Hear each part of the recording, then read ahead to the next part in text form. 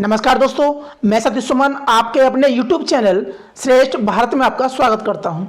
दोस्तों, हमने पिछली वीडियो के माध्यम से पढ़ा था भारतीय न्याय संहिता की धारा 31, 32 और 33 के बारे में, जिसमें पढ़ा हमने साधारण अपवाद के बारे में। आप उस वीडियो को डिस्क्रिप्शन बॉक्स में दिए लिंक पर क्लिक करके देख सकते हैं या फिर आई बटन पर क्लिक करके भी देख सकते हैं। आज की वीडियो के माध्यम से पढ़ेंगे हम 1857 की क्रांति की महानायिका बेगम हजरत महल के बारे में, जिन्होंने अवध से क्रांति का नेतृत्व किया। तो जिन्होंने अभी तक हमारे चैनल को सब्सक्राइब नहीं किया है तो प्लीज़ चैनल को सब्सक्राइब कर लें, बगल में जो बेल आइकन है उसे भी क्लिक कर दें ताकि हमारी हर वीडियो का नोटिफिकेशन आप तक पहुंचता रहे। तो आते हैं अपने टॉपिक पर। पढ़ेंगे हम 1857 की क्रांति की महानायिका और अवध से क्रांति का नेतृत्व करने वाली बेगम हजरत महल के बारे में। अवध की बेगम हजरत महल जैसी महानायकों पर बहुत ज़्यादा किताबें नहीं लिखी गई। उर्दू में 2-3 किताबें हैं और हिंदी में 1-2 किताबें इन पर लिखी गई हैं। तो आज हम जानेंगे बेगम हजरत महल का 1857 की क्रांति में उनका योगदान और भारत से नेपाल जाने के बाद उनका क्या हुआ। हमें यहाँ तक जानकारी मिलती है जब तक वो भारत में रहती हैं, उसके बाद नेपाल में क्या हुआ उसके बारे में बहुत कम जानकारी मिलती है। बेगम हजरत महल की कहानी जितनी विचित्र है उतनी ही जटिल है। उनका जन्म किसी राजघराने में नहीं हुआ, वह एक साधारण परिवार की एक साधारण महिला थी और भाग्य ने उनको राजघराने तक पहुंचा दिया। और 1857 में एक दिन ऐसा हुआ कि अवध का ताज उनके सिर पर आ टिका। हजरत महल के बारे में जानने से पहले हम इतिहास में पीछे लौटते हैं। जब 1848 में लॉर्ड डलहौजी भारत का गवर्नर जनरल बनकर भारत आया। 1722 से पहले अवध मुगल साम्राज्य का एक सूबा था, यानी कि एक प्रदेश था। 1722 में तत्कालीन मुगल बादशाह मोहम्मद शाह ने ईरान के एक सौदागर बुरहान मुल्क को सादत खान के नाम से अवध का सूबेदार बनाकर भेजा, क्योंकि उस समय अवध में अराजकता का माहौल था, शेख जादव का उत्पात था। सादत खान ने आते ही अवध में शांति स्थापित कर ली। 1739 में सादत खान की मृत्यु हो जाती है और उसकी मृत्यु के बाद उसके दामाद सफदरजंग गद्दी पर बैठते हैं। सफदरजंग के बाद उसका बेटा शुजाउद्दौला गद्दी पर बैठता है। फिर उसके बाद उसका बेटा आसफउद्दौला गद्दी पर बैठता है। आसफउद्दौला के बाद उसका सौतेला भाई सादत अली खां गद्दी पर बैठता है। ये सादत अली खां है और जो पहले वाला था वो सादत खां था। सादत अली खां के बाद उसका बेटा गाजुद्दीन हैदर अवध का पहला बादशाह माना जाता है। उससे पहले सारे शासक नवाब के नाम से जाने जाते थे, क्योंकि गाजुद्दीन हैदर ने 1 करोड़ रुपया देकर अंग्रेज सरकार ने बादशाह का पद हासिल किया। गाजुद्दीन हैदर के बाद उसका बेटा नसीरुद्दीन हैदर गद्दी में बैठता है। उसके बाद मोहम्मद अली शाह, फिर उसके बाद अहमद अली शाह, फिर उसके बाद वाजिद अली शाह। यानी कि अंतिम शासक अगर माने तो वाजिद अली शाह को मान सकते हैं, जिसके समय में 1857 की क्रांति हुई और जिसको अंग्रेज सरकार ने नकारा बादशाह ठहराकर गद्दी से हटा दिया और कलकत्ता में निर्वासित कर दिया और वहां उन्हें जेल में डाल दिया। 1764 में बक्सर का युद्ध हुआ, जिसमें एक तरफ अंग्रेजी सेना थी और दूसरी तरफ मुगल बादशाह शाह आलम द्वितीय और दूसरे अवध के नवाब शुजाउद्दौला। और इनको हराने के बाद 16 अगस्त 1765 को इलाहाबाद की संधि होती है और इलाहाबाद की संधि के तहत अवध के नवाब शुजाउद्दौला पर 50 लाख का हर्जाना डाल दिया जाता है और साथ ही इलाहाबाद और कड़ा अंग्रेजों द्वारा छीन ले जाते हैं। अगले नवाब आसफउद्दौला के समय में फिर से एक नई संधि होती है, बनारस की संधि। इस समय बनारस, गाजीपुर, जौनपुर आदि क्षेत्र अंग्रेजों द्वारा कब्जा कर लिए जाते हैं। 1801 में फिर से एक नई संधि होती है और इस संधि में अवध का आधा राज्य अंग्रेजों के हवाले हो जाता है, जिसमें रोहिलखंड फर्रुखाबाद, मैनपुरी, इटावा, कानपुर, इलाहाबाद, फतेहगढ़, आजमगढ़, बस्ती, गोरखपुर आदि जिले अंग्रेज द्वारा कब्जे कर लिए जाते हैं और अंतिम नवाब वाजिद अली शाह को नकारा बादशाह साबित कर उसे गद्दी से हटा दिया जाता है और अवध पर अंग्रेजों का पूरी तरह कब्जा हो जाता है। अब हम जानेंगे बेगम हजरत महल के बारे में। बेगम हजरत महल का जो असली नाम था वो था उमराव। उसके पिता मेहरुद्दीन फर्रुखाबाद के नवाब गुलाम हुसैन के यहाँ सैन्य अधिकारी थे। इससे पहले वह कुछ समय नेपाल में रहे थे, जहां पर एक नेपाली लड़की मेहर अफजा से शादी हो जाती है और बेगम हजरत महल उन्हीं की पुत्री थी। फर्रुखाबाद से नौकरी छूट जाने के बाद मेहरुद्दीन 1816 में फैजाबाद आ जाते हैं और यहीं पर उमराव यानी कि बेगम हजरत महल का जन्म हुआ। जब उमराव 13-14 साल की थी तो उसके पिता मेहरुद्दीन और माता मेहर अफजा का निधन हो जाता है और अम्मान नाम की दो रिश्तेदार उमराव को वहां से ले जाकर वाजिद अली शाह के महलों में छोड़ाते हैं, जहां पर उसे नाम दिया गया मेहरपरी। उसकी खूबसूरती पर फिदा होकर वाजिद अली शाह ने उससे मुता निकाह कर लिया। जो लोग मुता निकाह के बारे में नहीं जानते तो उन्हें बता दूं, मुता निकाह एक कॉन्ट्रैक्ट मैरिज होता है। मुस्लिम विधि में जब 4 शादियों के बाद कोई भी मुस्लिम व्यक्ति मुता निकाह कर सकता है, यानी कॉन्ट्रैक्ट मैरिज कर सकता है और यह 1 दिन, 2 दिन, 2 साल या कितने भी समय तक उसको रख सकता है और इसके बदले में उसको कुछ पैसा मिलता है, तो इसे कहते हैं मुता निकाह। तो वाजिद अली शाह ने उमराव यानी कि मेहरपरी से मुता निकाह कर लिया और उसको नाम दिया गया इफ्तार उल निसा। 1846 में रमजान के महीने में उससे एक पुत्र पैदा हुआ जिसका नाम रमजान अली रखा गया।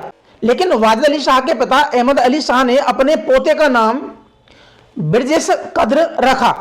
14 फरवरी 1856 को अंग्रेजों का अवध पर पूरी तरह से अधिकार हो जाता है और वाजिद अली शाह को कलकत्ता निर्वासित कर दिया जाता है। उसके बाद अवध में क्रांति की ज्वाला दहक उठती है और जिसका नेतृत्व किया अवध की बेगम हजरत महल ने। हजरत महल यानी कि इफ्तार उल निसा यानी कि उमराव जान यानी कि मेहरपरी, मूल नाम था उनका उमराव। और जब वाजिद अली शाह के परी खाने में आती है तो उसका नाम रख जाता है मेहरपरी। जब वाजिद अली शाह उससे निकाह कर लेते हैं तो उसका नाम हो जाता है इफ्तिखार उल निसा। जब उससे एक पुत्र पैदा होता है बिरजेश कद्र, तब उसका नाम हो जाता है बेगम हजरत महल और उसको सारी बेगमों में दूसरे नंबर का दर्जा मिल जाता है। लखनऊ के केसरबाग से खदेड़े जाने के बाद बेगम हजरत महल अपने पुत्र बिरजेश कद्र के बाद मूसाबाग को अपना मुख्यालय बनाया और वहीं पर फैजाबाद से क्रांति का नेतृत्व करने वाले मौलवी अहमदुल्ला शाह, जिन्हें डंका शाह भी कहा जाता था, वो भी मूसाबाग में पहुंच जाते हैं और उनकी एक संयुक्त सेना बनती है और वहीं से अंग्रेजों से सीधा टकराव होता है और यह पूरी क्रांति का सबसे खूनी टकराव माना जाता है जो मूसाबाग में होता है। और मूसाबाग में गिरफ्तार क्रांतिकारियों को मूसाबाग में ही सामूहिक रूप से फांसी पर टांग दिया जाता है। लेकिन फिर भी बेगम हजरत महल ने बहादुरी से अंग्रेजों का मुकाबला किया। लखनऊ का चीफ कमिश्नर था हेनरी लॉरेंस, जिसकी मृत्यु क्रांतिकारियों के तोप के गोले लग जाने से कारण 3 तारीख यानी 3 जुलाई को हो गई। उसके बाद उसका स्थान लेता है जनरल बैंक्स, लेकिन मेजर बैंक भी इस युद्ध में मारा जाता। फिर उसके बाद उसका स्थान लेता है ब्रिगेडियर इंग्लिश। 5 जुलाई 1857 को अवध के सैनिक और गणमान्य व्यक्तियों द्वारा वाजिद अली शाह के चौथे पुत्र बिरजेश कद्र को अवध की गद्दी पर बैठा दिया जाता है, जो अब आधिकारिक रूप से अवध का नवाब बनता है बिरजेश कद्र। अंग्रेजों और क्रांतिकारियों का पहला टकराव चिनट के पास इस्माइलगंज नामक स्थान पर हुआ और इस युद्ध में क्रांतिकारियों ने अंग्रेजों को बुरी तरह हरा दिया और उन्हें वहां से भागने पर मजबूर कर दिया। उसके बाद जो टकराव होता है वो होता है सिकंदराबाद परिसर। जहां पर हजरत महल की एक सेनापति उदा देवी पासी, जिन्होंने लगभग 36 अंग्रेजों को मार गिराया पेड़ पर चढ़कर। फिर इसके बाद क्रांतिकारियों ने रेजिडेंसी पर घेरा डाल दिया और यह घेरा 87 दिन तक रहा, यानी 87 दिन तक अंग्रेजों को रेजिडेंसी के बाहर निकलने नहीं दिया और बाहर से किसी को अंदर नहीं जाने दिया। हेनरी लॉरेंस ने कानपुर से हैवलॉक को सहायता के लिए बुलावा भेजा। बड़ी मुश्किल से 2-3 बार में हैवलॉक कानपुर से अंग्रेजों की सहायता के लिए लखनऊ तक आ पाया, जिसकी कुछ समय बाद दस्त लगने के कारण उसकी मृत्यु हो जाती है और जिसको आलमबाग में दफनाया जाता है। इसके बाद अंग्रेजों की सहायता के लिए दिल्ली से हडसन बुलाए गए। हडसन वही अधिकारी हैं जिन्होंने दिल्ली में क्रांति का दमन किया और बहादुर शाह जफर के सभी पुत्रों को गोली से मार दिया और बहादुर शाह जफर को गिरफ्तार किया और हडसन भी यहां मारा जाता।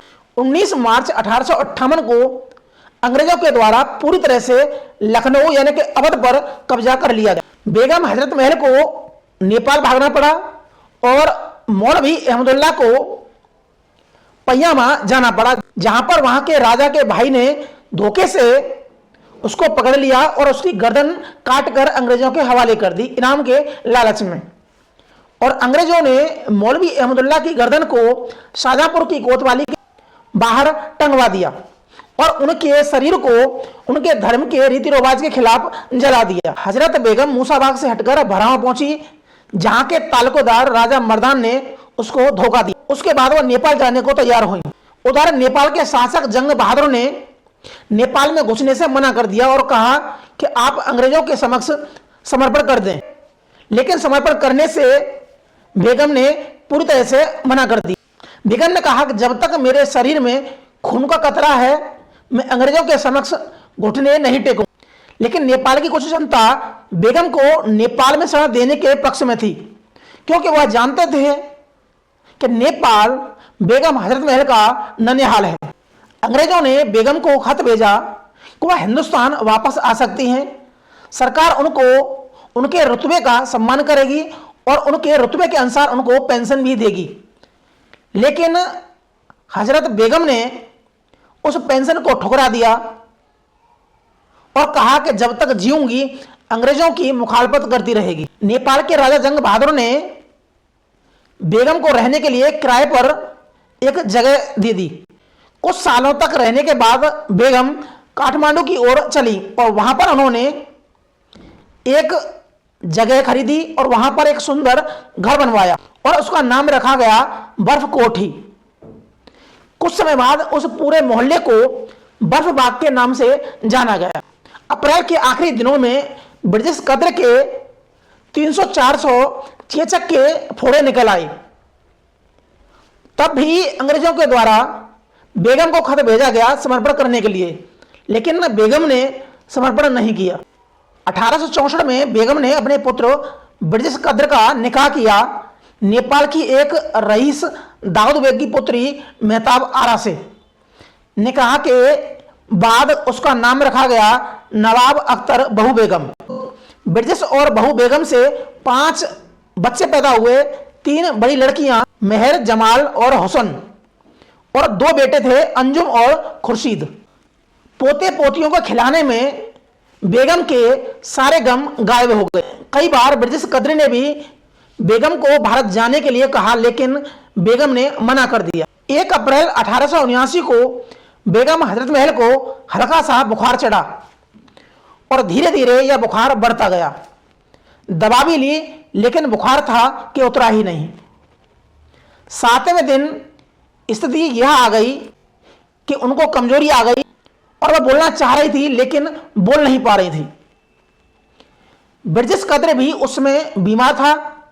उसने अपनी चारपाई अपनी मां बेगम हजरत महल के पास लगवा दी। मां बेगम हजरत महल ने उसकी तरफ देखा और वह कुछ बोलना चाह रही थी लेकिन बोल नहीं पा रही थी। उन्होंने सिर्फ इशारे में ना का इशारा किया और इसका मतलब था कि तुम हिंदुस्तान नहीं जाओगे, अंग्रेजों के सामने घुटने नहीं टेकोगे।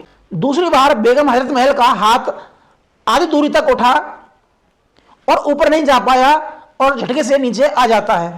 फिर वह हाथ उठता नहीं है। स्वतंत्रता की दीवानी अब भी ब्रिटिश को भारत जाने से मना कर रही थी। 7 अप्रैल 1879 को बेगम हजरत महल इस दुनिया से रुखसत हो गई।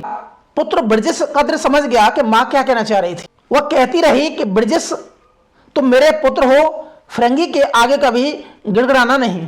21 सितंबर 1887 को कलकत्ता में कैद वादिल अली शाह का भी इंतकाल हो गया। उसके लगभग 5-6 साल बाद यानी कि 1893 को ब्रिटिश कद्र को स्वदेश यानी कि हिंदुस्तान लौटने की अनुमति मिल जाती है और वह हिंदुस्तान वापस आता है। लेकिन कुछ समय बाद उसके साथ एक षड्यंत्र होता है और उसको जहर दे दिया जाता है, जिससे उसकी मृत्यु हो जाती है 15 अगस्त 1893 को। तो यह था बेगम हजरत महल का उमराव जान से ले